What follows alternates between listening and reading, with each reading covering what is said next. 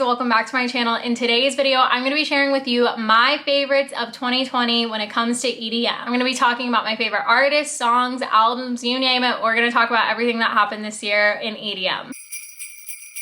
For those that don't know me, my name is Aid. I'm a music festival content creator, and I really wanted to do this video to look back on what an incredible year of music it was.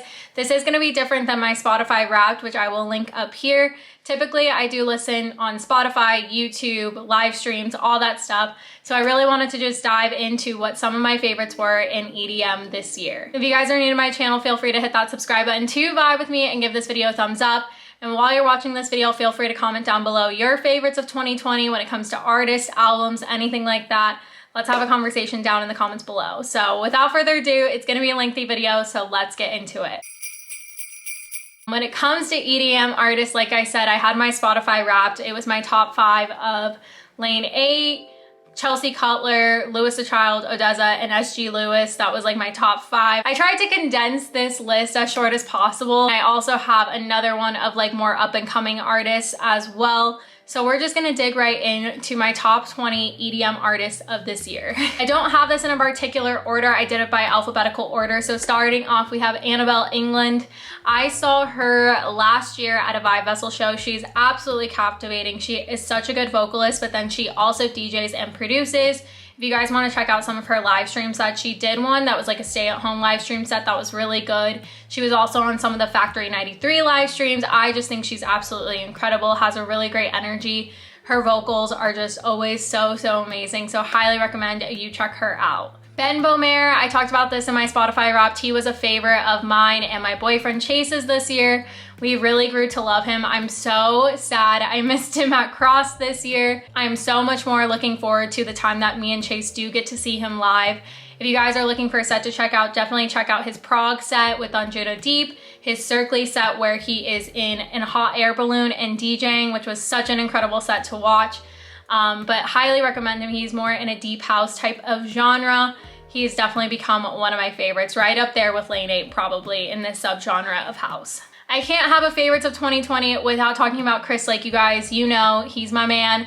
I am so glad I got to see him at Cross this year, even if it was for a little bit, but you guys know he is one of my all-time favorite house producers in the game. He is just absolutely incredible. We did get a couple releases from him this year that were awesome, but he did end the year strong with an EP with the legend Armin van Helden, who I saw at Seismic Dance Event 2018. He is incredible to see live.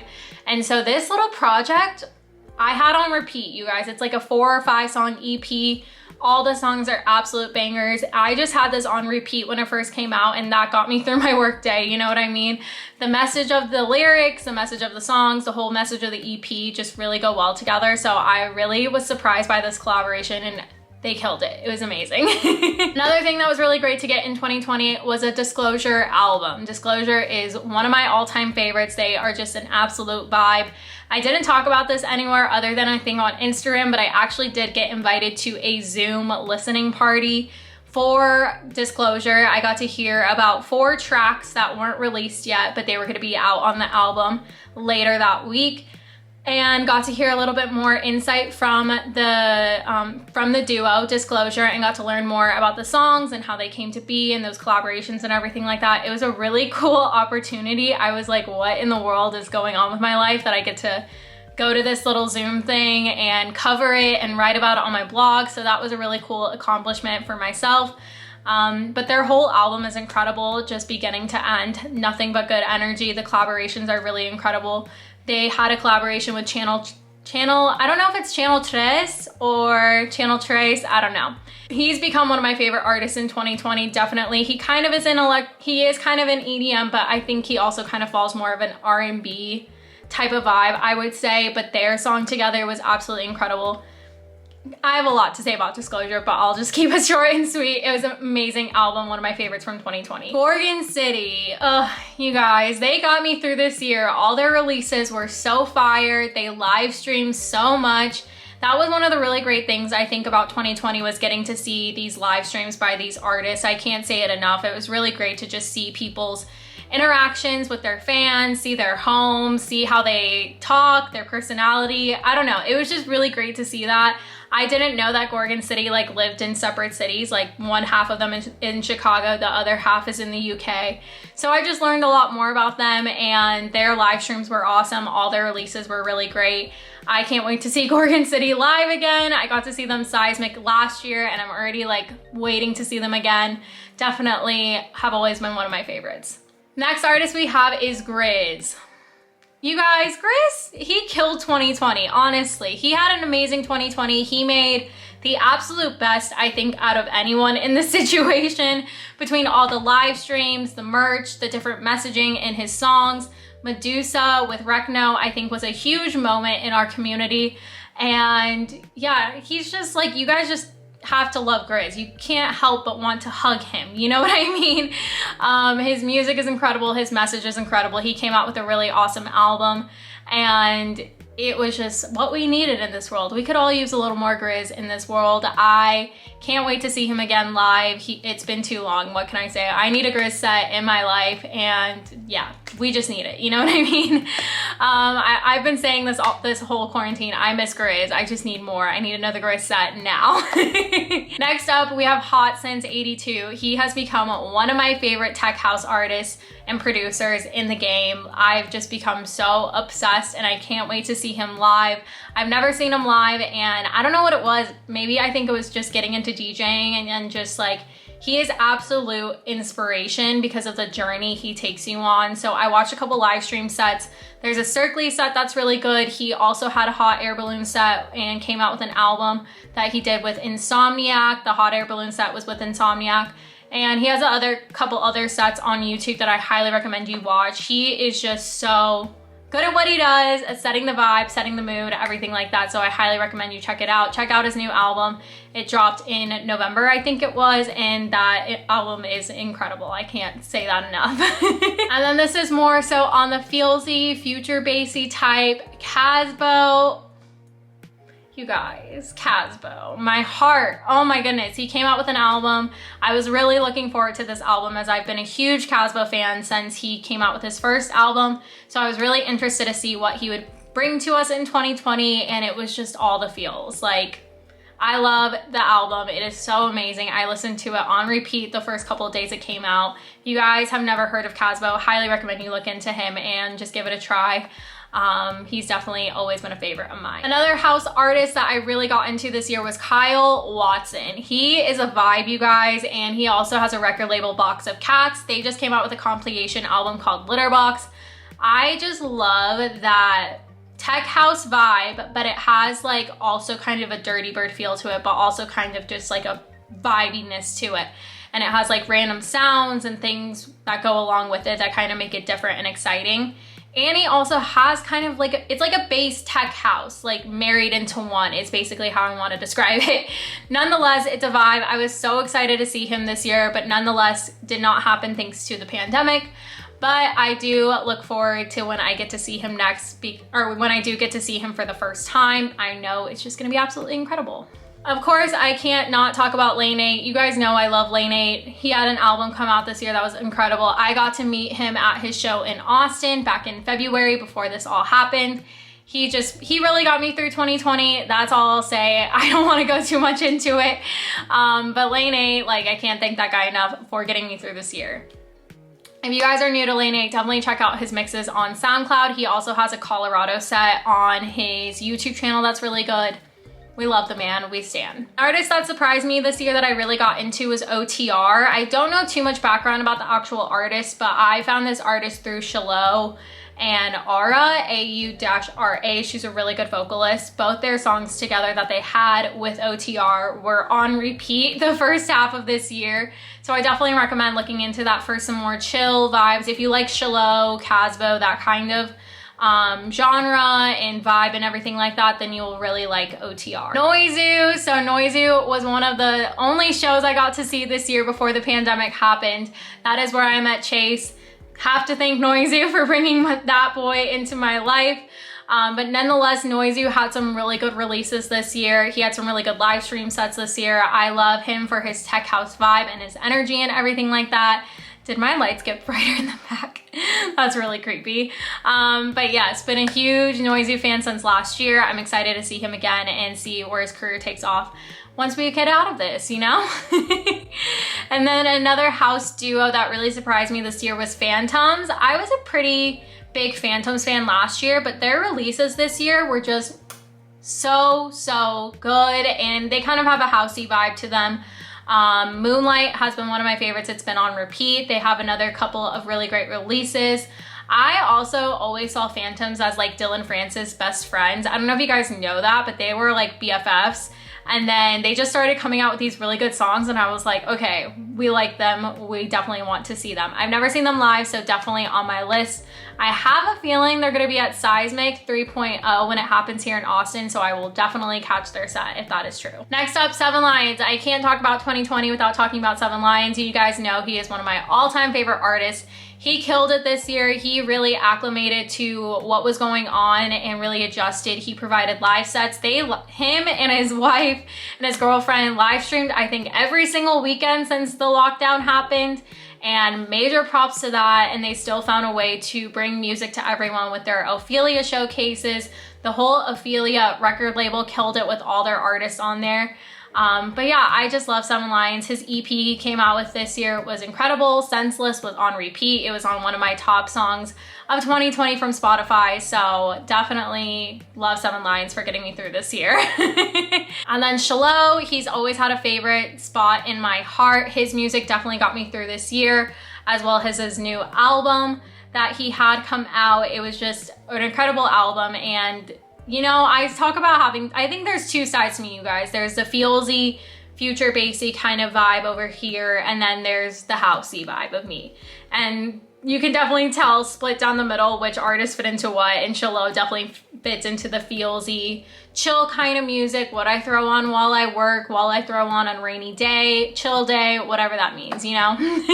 We have two more artists left of my favorites of 2020. So we have Sophie Tucker, their live stream sets. They live stream every day, every single day. So if you want to check them out on Twitch, highly recommend it. They are an absolutely incredible duo, so talented. I saw them at ACL, it's either 2017 or 2018. It might have been 2018 actually. They put on a show. I've always loved them, but they just made so many bangers this year. Their live streams were such high energy and so good. I became a huge fan of them, even more so this year. And then finally, I had to mention Zed's Dead. All of their releases this year, their live stream sets, all of them. I just absolutely love Zed's Dead, and I miss them so much. I just need a good Zed's Dead set in my life. You know what I mean? I say that about all these artists, but like a good Zed's Dead set would just really hit the spot. You know what I mean? All right, so favorite albums. Like I talked about, Chris Lake and Armin van Helden's The Answer EP was absolutely a favorite of mine. It was a 4 or 5 song EP. Definitely was a favorite house boppy vibe to listen to. Then we have Duke Dumont's Duality album. I'm so happy we got a Duke Dumont album this year, you guys. I was supposed to see him at Electric Forest. I am so looking forward to when I can see this album live. Every song is just absolutely a masterpiece, honestly. And it just all went so well together and flowed so well together. So definitely recommend you guys check out Duke Dumont, especially if you're into house and you haven't listened to Duke Dumont. What are you doing? And then we have Elderbrook, who came out with Why Do We Shake in the Cold. That album is also really incredible to listen to beginning to end. It takes you kind of on a journey. And Elderbrook has definitely become a favorite of mine more recently. I think he was also going to be out at Electric Forest, and so definitely looking forward to seeing him live one day. But yeah, whenever you can get a full album, a debut album from an artist, it really is telling of who they are, and I really love that. So Elderbrook definitely falls into that category for me. Like I mentioned, we did get a Grizz album this year, Chasing the Golden Hour Part 3. All of that just had such really good messaging, and it's our favorite Grizz feeling and vibe that we know and love. Hot Since 82 also came out with an album called Recovery, and if you guys wanted to check out the Insomniac Hot Air Balloon stream, that is where he debuted that album beginning to end, and all of the songs on there are super incredible. He did have a couple releases as singles here and there, so it did make me really excited to see that all of that was going to be put into an album, and got to see the whole vision come to life. Like I said, he became a very big favorite of mine in 2020. The tech house vibe and energy of him just all flows so well together. Like I talked about, Casbo did come out with an album, The Making of a Paracosm, I think is how you pronounce it. That one is definitely also an incredible album. Very chill Casbo vibes that are just amazing. I just love Casbo so much, and so I can't wait to see that album live. I did see him on tour, I think 2018, I want to say, so I really am interested to see what this album would look like on a tour and live and everything like that, especially because he plays his sets with live instruments and everything.